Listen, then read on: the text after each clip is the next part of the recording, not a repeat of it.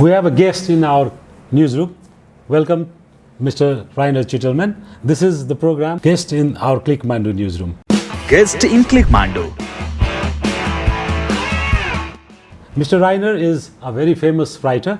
He is a professor. He gives lecture about capitalism. He is the proponent of capitalism. In this world, when the capitalism is in attack, the whole world is against capitalism. Even in America, which is considered as the capitalist country, the capitalism is under attack. So what do you think? Why you are in this mission of protecting the capitalism? Because I think capitalism is the best recipe against poverty. And I think for a country, especially like Nepal, that is one of the poorest countries in the world, more capitalism would be so important. I know a lot of people, they hate capitalism. It's a dirty word for them, but think about this. 200 years ago, before capitalism, 90% of the worldwide population lived in extreme poverty. 90%, today it's less than 9%. And half of this reduction happened over the last decades. Even in 1981, 43% of the worldwide population lived in extreme poverty.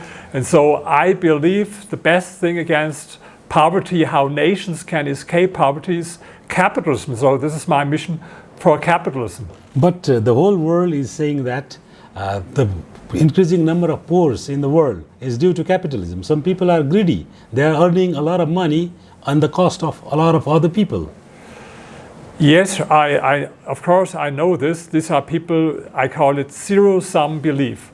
Zero-sum believers, they believe that some people become rich because they take it away from the poor. This is zero-sum belief. But I can prove that it's wrong. I mentioned that the number of people living in poverty decreased from 43 to 9% from 1981 to now. At the same time, the number of people, of billionaires increased. In 2000, we had only 500 billionaires. Today, we have 2,700 billionaires all over the world. If they would take it away from the poor people, how could it happen? And I can give you some examples. For example, China. China, in the end of the 50s, 45 million people died as a result of the biggest socialist experiment in history, Mao's so-called Great Leap Forward. In 1981, they had 88% people living in extreme poverty in China. Today it's less than 1%. Why? Because free market reforms, introducing private property, the same time the number of people living in poverty decreased and the number of billionaires increased. In Mao's time, there was not a single billionaire in China. Today you have 600 billionaires. Only in the United States you have more billionaires than in China. So this zero-sum thinking that poor people are poor because the rich took away from them, it's totally nonsense. But the numbers you have explained are very impressive. But increasing the number of billionaires doesn't ensure the better quality life of all the people on the earth. But you see, the reason why the number of people living in poverty decreases and there are more billionaires is the same as economic growth. And economic growth is the only thing that works against poverty. I give you another example. Vietnam was the poorest country in the world in the 90s. First, they had this terrible war, not only one war, with the United States, with France, with Japan, with China. They had a lot of wars. What was not destroyed by the war was destroyed by the planned economy. And in the 90s, it was the poorest country, poorer than all African countries. Then they started with economic reforms, private property, free market reforms. The number of people living in poverty decreased from 80 to 5%. At the same time, now we have some billionaires in Vietnam, was what not before. And this happens all around the world. I can give you so many examples, also from countries here in Asia. Think about Korea. In the 60s, North and South Korea were the very poor countries, like African countries today. North Korea decided for the way planned economy. There is not a billionaire. In South Korea, they decided for capitalism, and they have some billionaires, and they had much more economic growth. And now people are much better off in South Korea than they are in North Korea. But still, like for example, pandemic happened. People say that such pandemic happened and the humanity was in the crisis, but there are more billionaires in the world. The lives of the peoples is becoming very difficult, but some people are earning money on every occasion.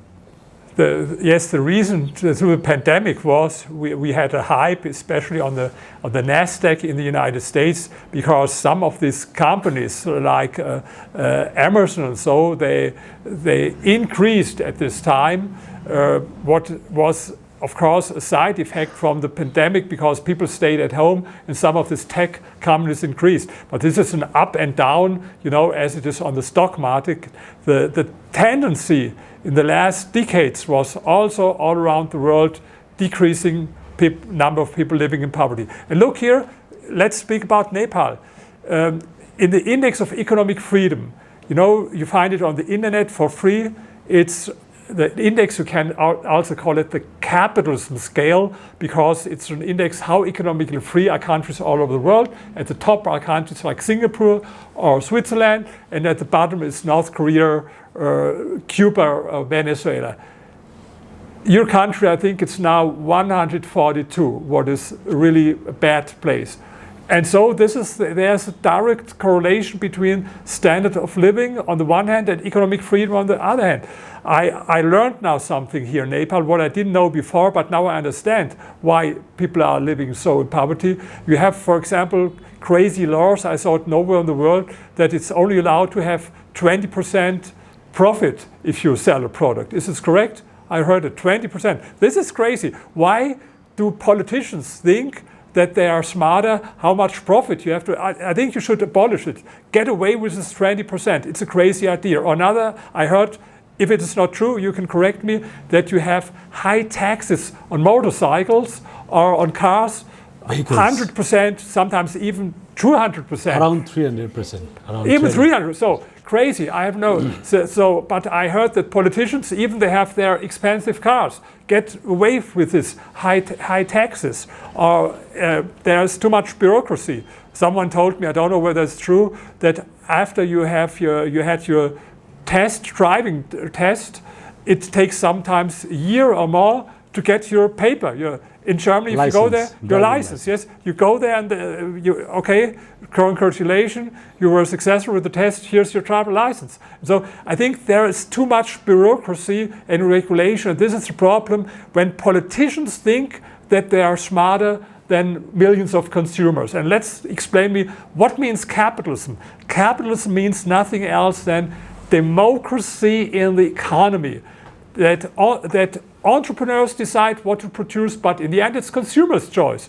Every time if you use Google, you make Larry Page and Sergey Brin more rich. Every time you use Amazon, you make Jeff Bezos more rich. If people stop using it, they will lose money. Be poor. And this is and the alternative in a planned economy, politicians decide what is produced, how much is produced, how much profit. And planned economy failed all the times. In the last century, they tried it more than 24 times in North Korea, another way than in Cuba, in the Soviet Union, another way than in China, in East Germany, another way than in Yugoslavia, but they had all one in common. They failed time and again, and there's not a single example where socialism improved living conditions for people. Zero example, but for capitalism, I can give you a lot of examples how capitalism improved. You're true, but at the same time, all the European countries, they are turning socialist.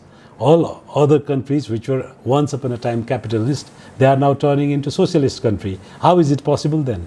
Yes, this is because people are not always smart. Not everyone read my book. This is a problem. This is a problem. This is why, otherwise I wouldn't have to read the book. Maybe I would do something else. So now I have to write these books because, yes, you are true. It's all over the world. I give you another example. Latin America.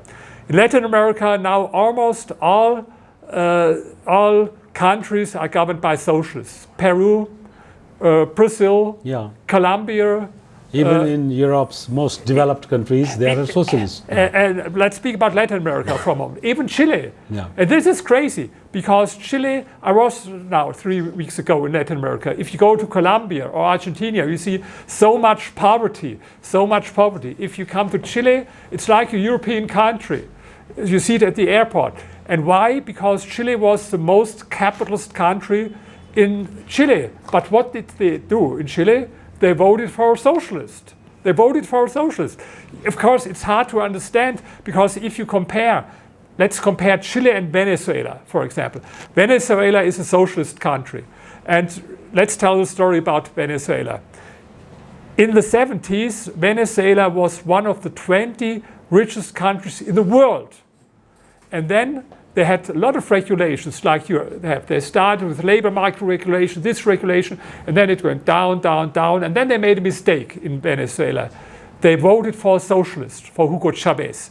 And he promised socialism of the 21st century. All intellectuals, all over the world, left-wing intellectuals, were so enthusiastic about, because maybe North Korea was not so attractive for a socialist model, but now it's this Venezuela socialism at 21st century. And the first 2 years were not so bad because oil prices increased a lot and he could spend a lot of money for social welfare. But then he started with nationalization, all this stuff. You know what happened? They had an inflation rate from 1 million%.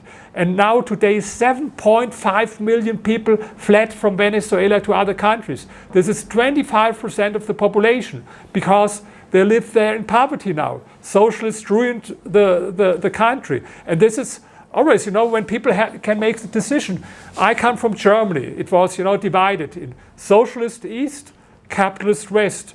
And people fled, more than 2 million people, not from west to east, not from capitalism to socialism, but from socialism to capitalism. And so they had even to build a wall and shoot people that they they want to cross the wall. Or have you heard about people who want to flee from South Korea to North Korea?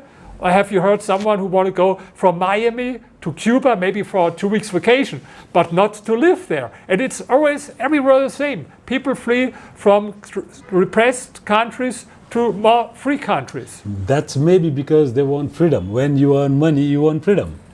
That Sure. might be the psychological cause, because you have also written a book about the psychology of the rich people. Yes. So you know better psychology than we journalists. So that may be the reason of their psychological wanting, urging of freedom once you have the money, not the cause of capitalism or socialism. Right, but capitalism is the reason why people live better. This is the only, think about Germany again.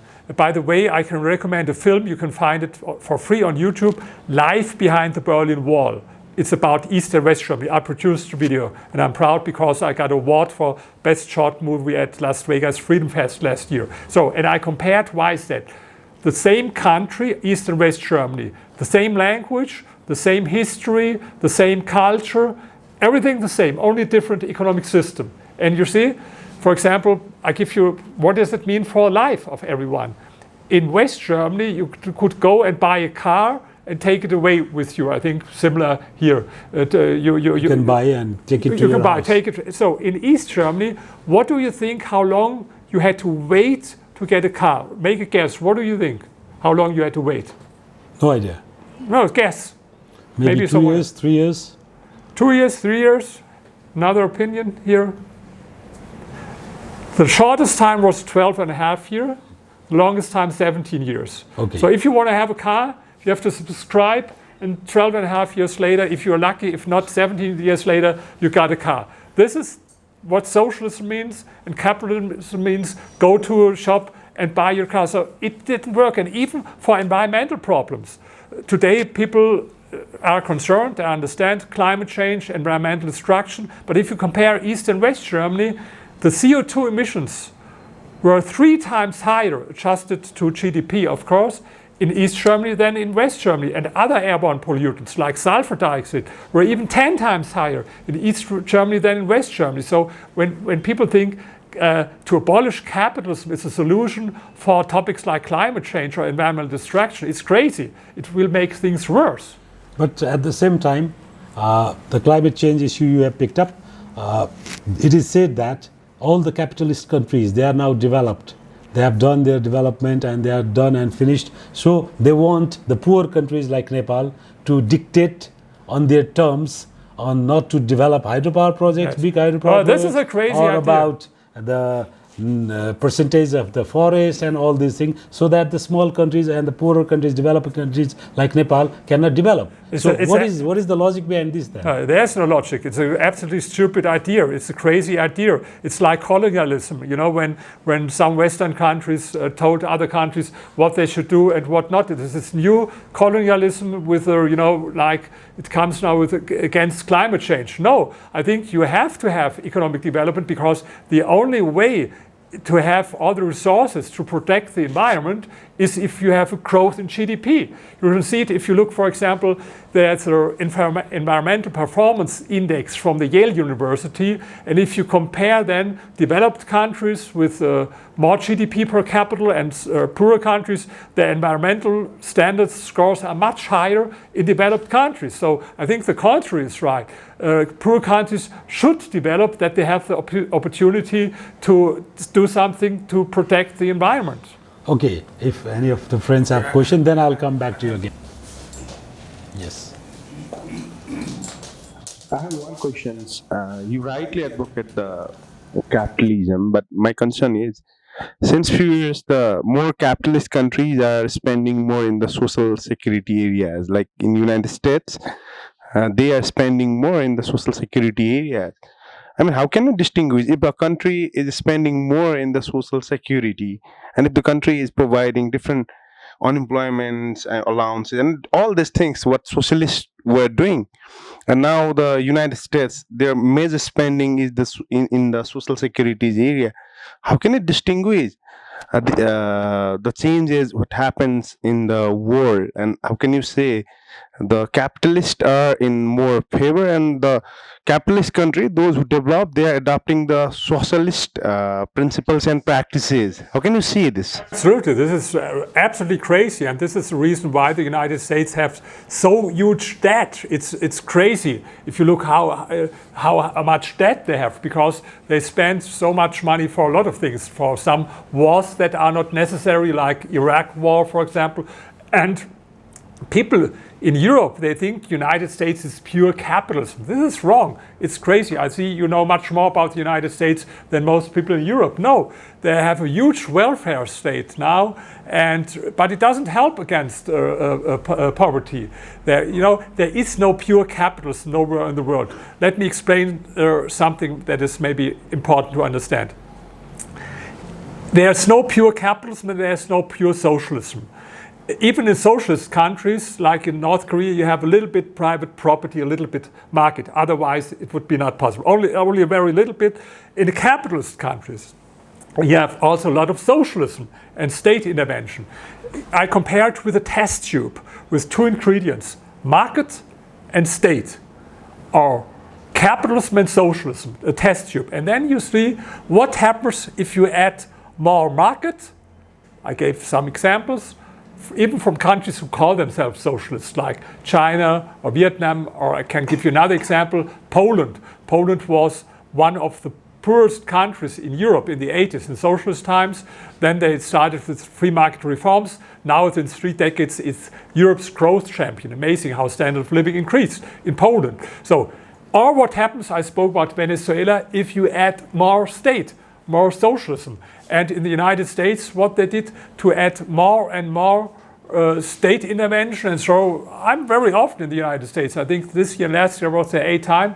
And I'm on the side of people who fight for more capitalism also in the United States and less welfare state.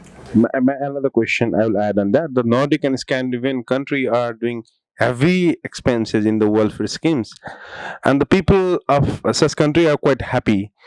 And my question is, the country like Nepal, who is still in the dilemma what to do, and still they have a bit of flexibility and more of the rigidity, I can say, and they are trying to adopt more flexible things. What are the best prescriptions of yours? And the country, once they are doing well and they again switch toward the welfare schemes, how the country have to develop the policies and what types of priority, what the market have to do, where the government have to intervene? What is state's role and the market's role? A lot of questions. Let's first speak about Scandinavian countries, because you stated with Scandinavian countries. There are a lot of people who think that the Scandinavian countries like Sweden, this is kind of socialism. This is wrong. It was in the 70s, but it's a long time ago. They had a kind of what they call democratic socialism with stupid things. I tell you a funny example. They had very high taxes, and maybe you know this famous author for books for children, Astrid Lindgren, and she was social democrat, and she was more left-leaning, but one time she checked how much taxes she had to pay. And what do you think, how high were the taxes that she had to pay? Do you have an idea? In Sweden, in the 70s. Maybe 60-70%. Who has another idea? 60, 70? It was 102%. And first they didn't believe it. She wrote in a newspaper, 102%. The finance minister said, you made a miscalculation, it's wrong. Later, the prime minister had to excuse. She was right. And they understood that it was totally crazy what they did, and they changed it. They made labor market reforms, tax reforms. Yes, they have still high income taxes, this is true, but for example, they abolished the wealth tax, they abolished the inheritance tax, they abolished the gift tax, They had and today Sweden is more capitalist than in the United States. You can see it if you look at the index of economic freedom. United States is number 25, Sweden is number 10. So Sweden is much more capitalist today than the United States. So if you want to adapt something from Sweden, it's not a mistake, but I would recommend, because you're in Asia here, look for other Asian countries, what they do. Why is Singapore so successful? Why was Hong Kong so successful? Why was South Korea so successful? Why goes Vietnam now in a good direction? So you have a lot of examples, and what I don't understand, I know a lot about Vietnam because my next book about Vietnam. And in Vietnam, I mentioned it before, after they won the war, on the one hand, they were very proud to won the war against the superpower United States. But on the other hand, they saw, all the countries around us, they have better living. So what happens there in South Korea? What happens in Taiwan, for example? What happens in Singapore? And so they were, they're very proud people in Vietnam. What happened there? Why do we have there? And they learned from them. They started to adopt them, take it as role model. What I don't understand, I'm here in Nepal, look around what happens there in other Asian countries. Very easy. All these countries that made progress there, it was the same reason. More market, more capitalism, less state intervention. And so I think this should be the thing that if you ask me what to do for Nepal, of course, don't try to invent the wheel in a new way. I think maybe one mistake, what I learned, I think you had 7 constitutions in the last 100 years, or how long was it? Yes. Yeah. 7. So, and you had a lot of discussion, this constitution, next constitution, next constitution. I would recommend now stop discussing about next constitution. You had enough discussion about constitution. As Bill Clinton said, it's the economy, stupid. It's all about the economy. It's not about the having a new constitution. Focus on the economy and learn from other countries who are successful. I think you're also a proud country. You're proud to be here in Nepal, and I think it's hard to be proud about a country if you're a poor country. It's easier to be proud if you're a country like Singapore, for example. It sounds very nice when you talk about capitalism. Capitalism does this, capitalism does that, free market does this, free market does that. But our experience in Nepal is very much, you cannot say very exciting or very bad also. Because we started after 1990s constitution, since you talked about constitution, we opened our market and there was a free market economy. The political parties accepted that we will go for the free market. But down the line, after 30 years, let's say we are nowhere. Though there are some increments, like there are more schools, more, let's say, rich people, like you said, there are more production, but still that's according to, that's the development due to the time frame, not by the policy of the government or by the free market that policy should have done. So where we went wrong is the question. So what is your idea about you, since you did the survey about Nepal also, so what is your idea? Where did we go wrong? I think, first of all, if you start with free market reforms, it's everywhere in the world, first things become worse. You have to admit it. You will see it now in Argentina. You see, they voted for capitalists, anarcho-capitalists, Javier Milei, but I think even if he starts with reforms, you will see first things will become. It happened everywhere. It happened in Poland. I spoke about Poland. It happened in Vietnam. It happened everywhere. For example, hidden unemployment become official unemployment. Things become worse. So you have to be patient. It's not something that you can do in 1 or 2 years. These economic reforms. You have to be more patient. And what I see now. Maybe I don't know enough about the 90s, but what I see now, I mentioned it, that if you have only position number 142 in the Index of Economic Freedom, there's much place for improvement, for more economic freedom in your country. And let's come back to this, what do you mean with this 20% how do you say it, limit for profit? I think it's a long time ago. I think that's I think act, even in it monarchy. was brought, long way Even back. It's about a Black Marketing Act, which says you have to have a limited profit. More than that limit, if you get the profit, that will be called black marketing. That's the act. Went back maybe by 21 साल होइन कति भयो? So, but 60 yes, years I ago. heard it. That But was 60 years ago. you see, it didn't work. And tell me, I know not one country. Maybe there is a country, but I heard it. To be honest, 2 days ago, first time that there is something in the world. And this should give you food of thought. If you have it nowhere, if there's not a single example all over the world where it worked, why do you think it works here? That because it means that the politicians and the people from financial authorities, they think they are smarter than the entrepreneur. The entrepreneur, I think, he knows I can charge so much the price from people. If I take too much, they will not buy my product. Then I have to make it cheaper. This is the market. And if politicians think they are smarter than the market, I think there's no evidence in history for this. But still, when you talk about profit, limiting the profit is one bad thing, okay. But how much profit can a businessman or an entrepreneur take? That should not also be very much, you say, insane also, no? You know, it depends on, for example, I spoke with my publisher today who published the book. For example, if he would sell the book for $50 as an example, I think he can't make any profit because I think no one would buy it.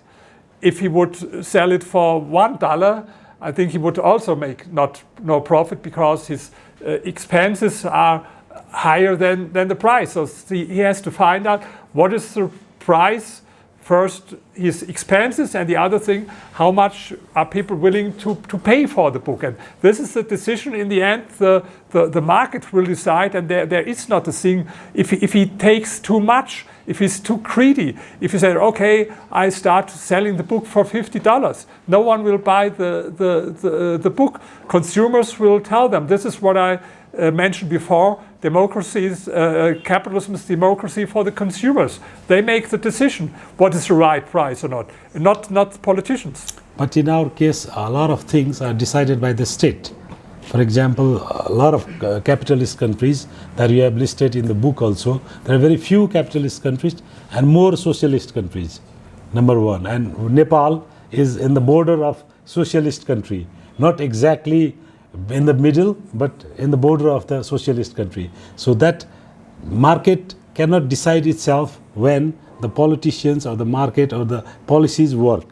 So your survey also shows that our market, our politicians and our economy is also not going good. So can you give us some tips for our economy to reform or to go ahead? Yes, I mentioned some things. Let's first start, I mentioned it a lot of times, get rid of all this, this 20%. It's the craziest thing. Then, for example, lower taxes for this import for cars. Let decide the market. It is crazy. And then look, I don't know enough about regulations, but people told me here that I met in Nepal that you have so much regulations, and think about this. Every regulation for corruption, to bribe people. I will give you one example. I was in Georgia, not Georgia in the United States, but the ex-Soviet Union country, Georgia. They had also huge corruption. And then they did one thing. First, they fired, I think, all 30,000 policemen from one day to the other. This was the first good thing. They fired all of them. And they had first fear whether criminality would rise, but they said, no, the worst criminals were the policemen, so this was a good idea. Next idea, they got rid of a lot of regulation, because, and then the situation with corruption became better, because every regulation means that there is a politician or that there's a government official, you want to get some money that you can go around this regulation. If there is no regulation, there's no reason. If the more the government has to decide, the stronger the government is, the more reason is there to bribe people. And I think corruption is a huge problem in a lot of countries all over the world, and it's also here. And I think you should try similar things as I did in Georgia. Get rid of so many regulations. I asked today one entrepreneur that I met, what happens if the people from the financial authorities, if they see that you take more than this 20%. Then he said, okay, if you give him some money, he will close his eyes and right. Then he's okay with them. So if there wouldn't be this regulation, you wouldn't have to bribe him. So you see, there's a connection between corruption on the one hand and too much regulation on the other hand. So, any questions again? हाम्रो यो नेपाल जस्तो कन्ट्रीमा चाहिँ stuck मार्केटलाई अर्थतन्त्रको ऐनाको रूपमा पनि हेरिने गरिन्छ। यसको चाहिँ international प्र्याक्टिसहरू के हुन्छ र यसका हेर्ने क्याटेगोरीहरू चाहिँ के हुन्छ? According to him, the stock market is considered as the mirror of the economy around the world. But in Nepal, it's not exactly the same. So what are the international practice that the stock market can be the mirror of the economy? I'm not sure whether it's the middle of the economy. In all countries we have, in Germany, for example, a lot of very successful countries that are not listed at the stock market, that are owned by families. And so, but of course, this is a kind of freedom of a capital market. And maybe I can connect it with the last question that you had, because you asked me what reforms. I think you have a long list for foreign direct investments what are not allowed. This is also an absolutely crazy thing. You should attract investors. You should welcome them. You said, how can we attract more investors to Nepal? This is what they did in Vietnam. They did everything to open the economy, to get money, but as long as you have so much regulation and corruption, foreign investors, they will prefer. Why should they invest in your country when they go to other countries that are more economically free? There's no reason. So take this list with restrictions for foreign investments and delete, make it more free. That foreigners, because you can't do it. I don't think that people in Nepal have enough money for investments here. You cannot do it by yourself. You need money also from other countries. And to get this money, also, whether it's in the stock market or direct investments or not, you have to make it attractive. And I think now it's not attractive at this moment to make investments here. This is a problem. Question? मेरो question चाहिँ यसमा अब जस्तै labour मार्केटको कुरा गरौँ है। अब दैनिक जस्तो चाहिँ हाम्रो नेपालबाट चाहिँ अहिले अब सरकारी तथ्याङ्कै हेर्ने हो भने 2025 को हाराहारीमा छ।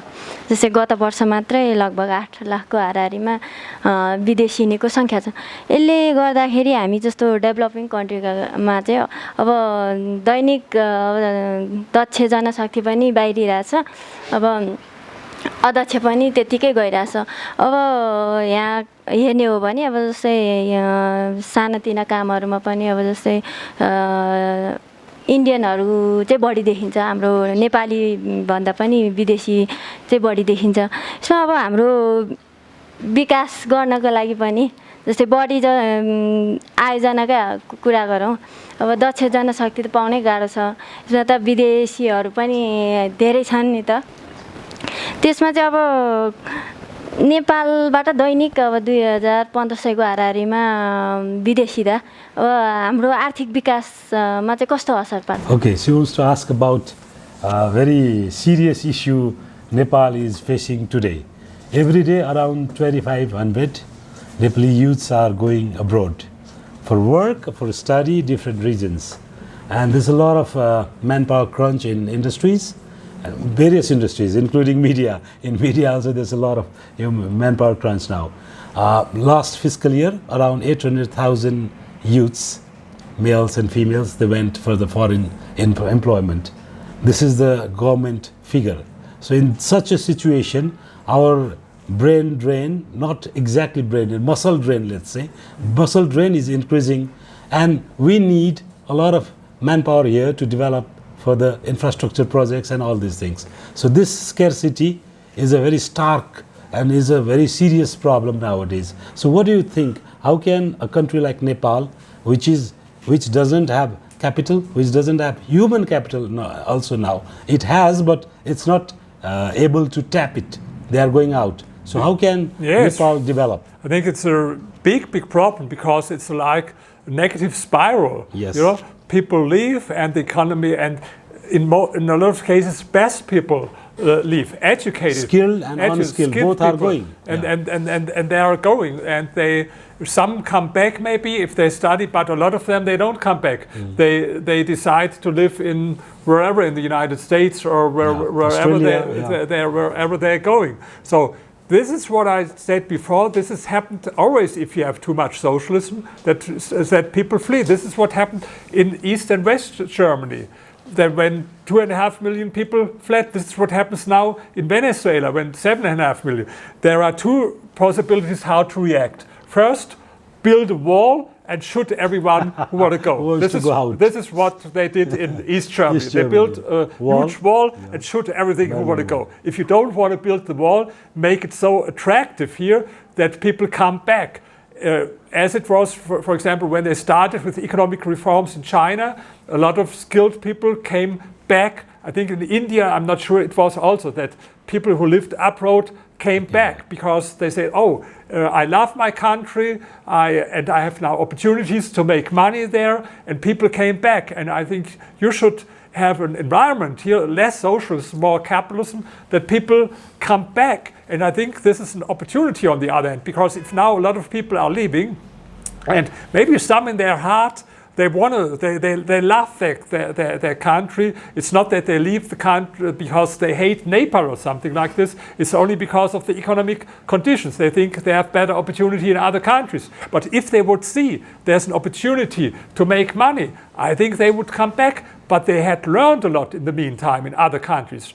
Maybe they started in the United States. And then this, what is bad now, will become good in the end for Nepal if these people who had experience in other countries. But it is, let's remind you, it's always what happens if it's too much socialism. It's an indicator for socialism that people they vote with their feet against the system. They go away. They leave the country. This is what happens all time.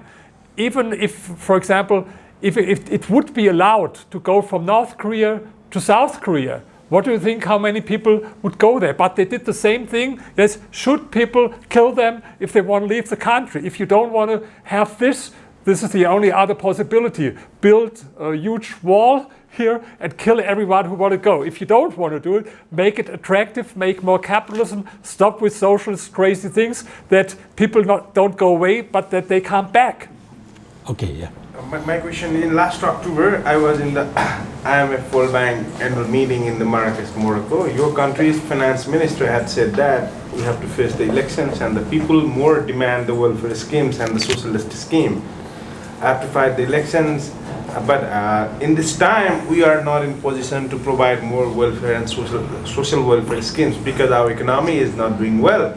We have to tell the people that we will build the economy and will provide better to you, and will more open up the economy and take more liberal decisions. And what he has again said that the things, if I will do that, there is a bit of fear that the oppositions may draw the attention and they will say we will give more schemes, social welfare schemes.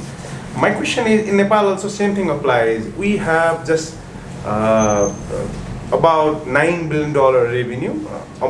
Out of that, just we are spending approx 3 billion in the welfare schemes. If you can see, our 25%. Our spending in welfare scheme is equal to our loans repayments. It's like similar. And even sometimes capital budget. Around we are spending 6 billion in the schemes, social welfare schemes, and the loan repayments. Still, while elections comes, the political party started to say that we'll give you more welfares, more we'll give perks, you unemployment benefits, we'll double the welfares, whatever you are receiving. These types of agendas and slogans gonna sell more in the election campaign.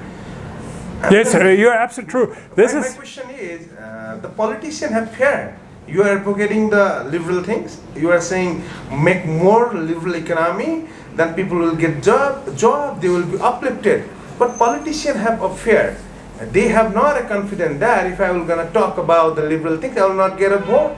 Ultimately, politicians look for the votes.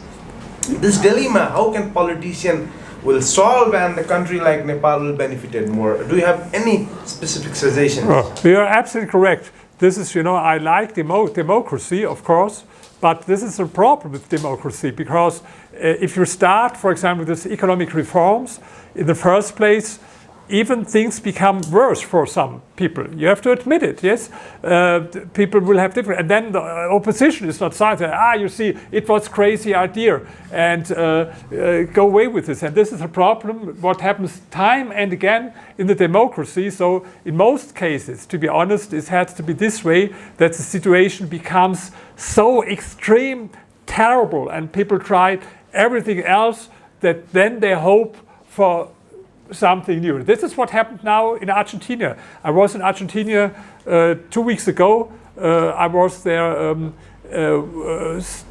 one day after the election from Javier Milei, and you know the situation. Now they have 150% inflation rate. 40% of the country lives in extreme poverty. And the problem is, Argentina, what a lot of people don't know, 100 years ago was one of the richest countries in the world, as rich as the United States. And then they start with the so-called Peronist crazy policy, statist policy, and it was like a decline, decades. Since 1945, they have every single year double-digit inflation rate, with the exception of the 90s where it was not. Every year since 1945. So, and maybe one day there's a point where people said, okay, we tried always, we trusted politicians who promised this and this and that. And if someone comes who seems to be honest, and he tells people, I can promise you that things will change in half year. This is not possible. Maybe even things will become worse. But this is the only way. Sometimes, it was like in Second World War, maybe, Winston Churchill had this one of the greatest speeches ever done to his people. I can promise you nothing, only blood, sweat, and tears. Yes, but he was successful. People are not always crazy. You are correct. They are a lot of times crazy. But if they lose hope for anything else, and if there is someone who seems to be honest in a way to speak to them, it's hard, I know. And it's in the same problem. It's everywhere in the world. Politicians know that if they start with, it happened in Germany. I give you one example that it's only confirms your point. In the beginning of the 2000s, Germany was called the sick man of Europe. Because we had a lot of regulation. We had, I think, 6 million people without jobs and a lot of economic problems. And then we had the politicians, by the way, it was a social democrat. He started economic reforms. He lowered taxes from 53 to 42%. He started with deregulation of the labor market. And of course, first situation became worse. Even he lost the elections because he did this. But he did it. And after this, then the next 10, 20 years, Germany was the powerhouse in Europe, not because of our crazy Angela Merkel that ruled, but because he did these reforms and she profited from the things that he did. And this is a big problem that a politician, you're absolutely right, he knows if I do economic reform and maybe they will not elect me again and the next one will be elected and oh, how good he did. And this, to have to do it, yes. So I understand it, this is a problem. Of course, it was easier, for example, in China or Vietnam to do the economic reforms. There's not an opposition party, there's no freedom of press, yes. They can do it. Of course, they also have to look how people think, but it's not that every day you have in the media, but okay, I like democracy, but I have to admit, democracy has not only positive sides, it has also some negative problems. And this, you mentioned the biggest problem with, but that doesn't mean that I'm against democracy. It doesn't mean that I'm against freedom of press. But I have to admit, it has not only positive side, it has also this challenge, exactly what you mentioned. We're concluding now. Since he was a media person also, he worked in Die Welt, that means the world, Germany's largest media network. This is a very popular and big media house. So since we all are journalists and we all are economic journalists, so you also worked in the media. So apart from democracy and economic freedom, what are your tips for the journalists, economic journalists? Facts, and don't forget the audience, what they like. But I mean, in a way, a compromise. If you do only what your audience, do they like this or that, and you do it according to this, you will be not successful. But if you say, I don't care about audiences, I have my own agenda, so I don't care about, you have to find a way. I learned it not from a journalist, but Ray Charles. Ray Charles was the most successful, the blind singer in history. And he said there are some artists and musicians say, I do my own thing. If people don't understand, I don't care about it. Yes, it's bullshit. I don't care. I do my own things. And he said, no, you can't think like this way. On the other hand, he said, it doesn't mean that you have only do everything what they want, but you have to find a way to take it and think about it what they want. And this is a difficult way. The both extreme ways are not working. I think this is very, very important for a journalist. And then, of course, what I recommend to everyone, not only for a journalist, set yourself bigger goals. This is the title of my other book. So if you're now here in a good, important position, think much bigger, what we can do. Like I'm a big fan of Arnold Schwarzenegger, what he did all his life. You have written about Arnold Schwarzenegger in this book. Set yourself always big goals. Yes, write down these goals for you. Think very big with what you can do. Don't think small. And I think if you do this, this can be. You are successful. I heard it, very successful. But it's always a challenge to be even more successful. Thank you, Danke schön. We'll love you. We'll miss your this lecture. Next time when you'll visit Nepal, we'll meet you again. Thank you. Thank you. Thank you. Thank you for inviting me.